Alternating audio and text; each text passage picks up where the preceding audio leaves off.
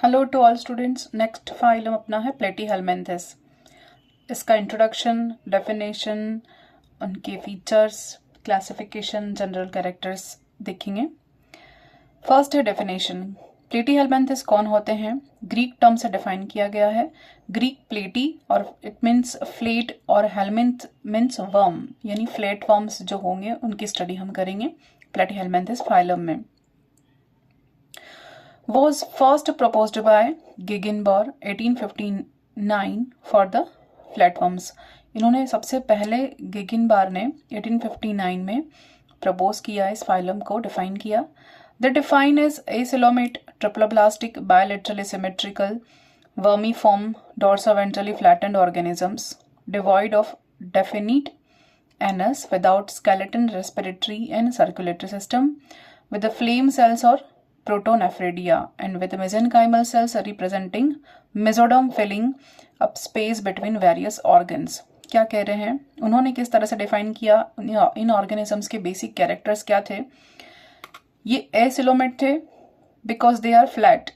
फिर ट्रिप्लोब्लास्टिक थे, it means इनमें 3 जर्म लेयर प्रेजेंट थी। बायोलेटरल सिमेट्री थी, अभी तक हमने बायोलेटरल सिमेट्री कहीं नहीं देखी, ना प्रोटोजोआ में, ना पॉरीफेरा में, ना सिलेंड्रेटा में, ना टीनोफोरा में। First time bilateral symmetry introduce हुई है यहाँ पर। नेक्स्ट वर्मीफॉर्म, यानी कि इनका जो शेप था वो कैसा था? वर्मीफॉर्म था, अवशेषिका जो होता है वैसा था। फिर डोर्सोवेंट्रली फ्लैटेंड ऑर्गेनिजम्स थे, यानी पृष्ठ और अधर सतह से कैसे थे? ये फ्लैट या चपटे थे। डिवाइड ऑफ डेफिनिट एनस, यानी कि इनमें क्या प्रेजेंट था? हम कह सकते हैं एनस का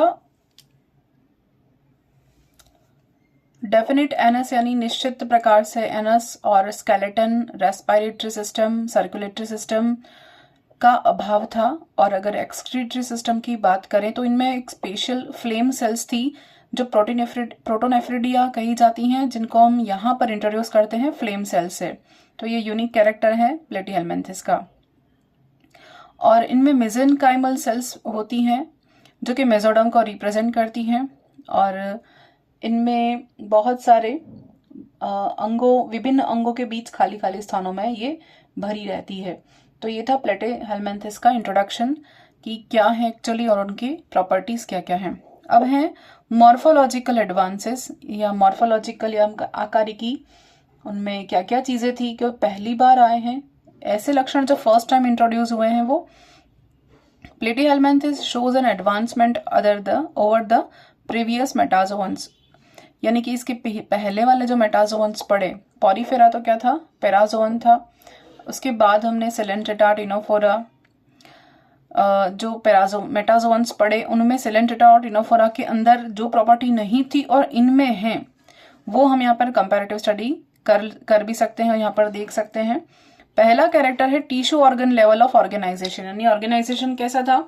टिश्यू ऑर्गन लेवल का, जो अभी तक आपको कहीं नहीं मिला। सेकेंड है ट्रिप्लोब्लास्टिक बॉडी, यानी बॉडी कैसा था? ट्रिप्लोब्लास्टिक था, 3 जर्म लेयर्स थी, मेसो, एंडो एंड एक्टो। तो मेसोडर्म जो थी वो इंस्टेड ऑफ मेसोग्लिया, यानी मेसोग्लिया जो इसके पहले वाले में थी अब नहीं है, अब मेसोडर्म प्रेजेंट है। फिर सिमेट्री डेफिनेट बायोलिटरल, कैसी है? डेफिनेटली बायोलिटरल, यानी कैसी सिमेट्री है? द्विपार्श्व सम्मिति यहाँ पाई जाती है। और ट्रिप्लोब्लास्टिक में मेसोडर्म के स्थान पर कौन है? मेसोग्लिया प्रेजेंट है। मेसोग्लिया के स्थान पर मेसोडर्म प्रेजेंट है। सम्मिति कैसी है? बायोलेटरल द्विपार्श्व सम्मिति एट द लोएस्ट लेवल, यानी कि निम्न स्तर की सम्मिति है वैसे तो। और इनमें क्या प्रेजेंट है? हेड और टेल पाया जाएगा। हेड दिखेगा आपको, अभी तक कहीं हेड और टेल का कहीं यहाँ पर जिक्र या हम एड्रेस नहीं किया गया है। पहली बार हेड और टेल आपको इस फाइलम में इंट्रोड्यूस किया गया है। फिर mesodermal muscles in bundles and layers, इनमें क्या पाया जाएगा? पेशीय जो या मेसोडर्मल बंडल्स प्रेजेंट हैं वो कैसे हैं? मध्य चर्म के बने हुए पेशीय स्तर यहाँ पर देखे जा सकते हैं, यानी बहुत सारी लेयर्स हैं मसल्स की। फिर इनमें नेक्स्ट क्या है? अपेक्षाकृत अधिक जटिल और एफिशिएंट जठरवाही गुहिका, यानी गैस्ट्रोवास्कुलर कैविटी क्या है, मोर कॉम्प्लेक्स है और एफिशिएंट है। गैस्ट्रोवास्कुलर कैविटी यहाँ पर ज़्यादा डेवलप देखने को मिलेगी।